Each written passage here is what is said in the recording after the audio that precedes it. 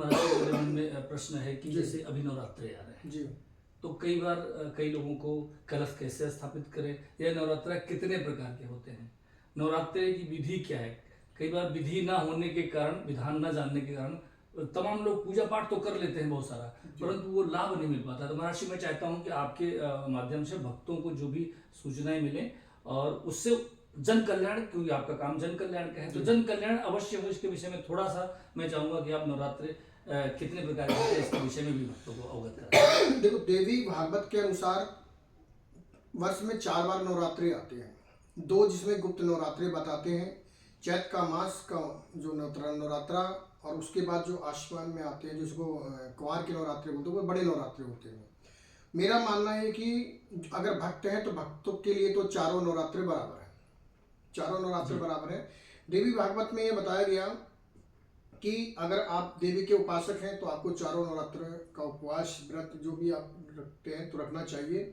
साथ ही यह बताया गया कि अगर व्रत रखते भूखे रह करके आप देवी को प्रसन्न करना चाहते हैं तो आप पूरे दिन निराहार रह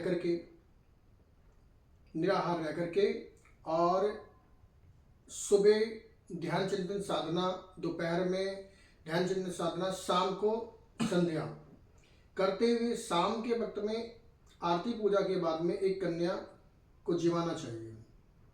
प्रथम नवरात्रि पर एक कन्या जिमाएं, द्वितीय नवरात्रि पर 2 कन्या जिमाएं, तीसरे पर 3, चौथे पे 4, 5वें 5। इस प्रकार से अगर 7 नवरात्रि, 7वें दिन आपको जितनी कन्या मिल जाए उतनी कन्या जिमानी चाहिए। जी महाराज, अब जैसे चूंकि आपने बताया कि एक प्रथम दिन 1 कन्या, द्वितीय दिन 2 कन्या, लेकिन ऐसा अमूमन लोग करते नहीं हैं। और मैंने देखा है कि वो अंतिम 9 दिन या 8 दिन के बाद वो सीधा 9 या 11, 7 कन्याएं जिमा देते हैं। अब देखो, अभी लोग अपनी दिशा में चल रहे हैं जी, गलत दिशा में चल रहे हैं। एक तो हमारे जो कर्मकांडी कुछ गिने चुने ब्राह्मण हैं जो कि भांति भांति के समाज में गलत भ्रांतियां फैला रहे हैं। तो ऐसा नहीं है, जो देवी भागवत में दिया हुआ है तो देवी भागवत के अनुसार चलना चाहिए। अब कोई कुछ कह रहा है, कोई कुछ कह रहा है, लेकिन आप देवी भागवत पढ़िए, देवी भागवत में स्पष्ट दिया हुआ है। प्रथम नवरात्रि पर 1 कन्या, दूसरे नवरात्रि 2 कन्या, तीसरे नवरात्रि में 3 कन्या जिमाना चाहिए जी। और कन्या को आप जिमाने गाय के दूध का बना हुआ पेड़ा और 1 मुनक्का शाम के वक्त में कन्या पूजन के बाद में जिमाना चाहिए। साथ में दक्षिणा, फल हो सके तो श्रीफल और झोली भर करके देना चाहिए। इस प्रकार की क्रिया करने पर देवी भागवत में ही दिया हुआ है कि 6 महीना के भीतर उस भक्त की, उस साधक की मनोकामना पूरी होती है।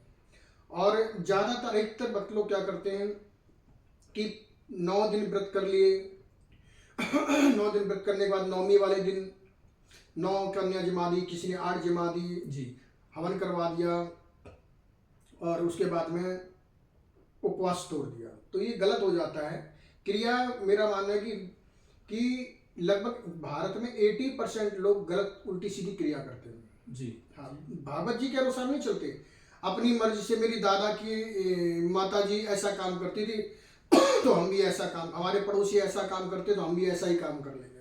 तो ये गलत होता है। देखो, नवरात्रि 9 दिन के होते हैं क्योंकि 9 देवी हैं।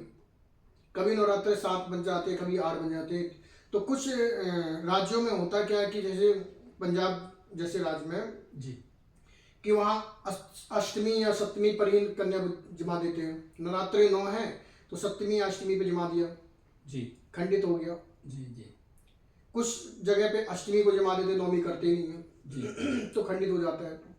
तो बहुत सारी त्रुटियां बन जाती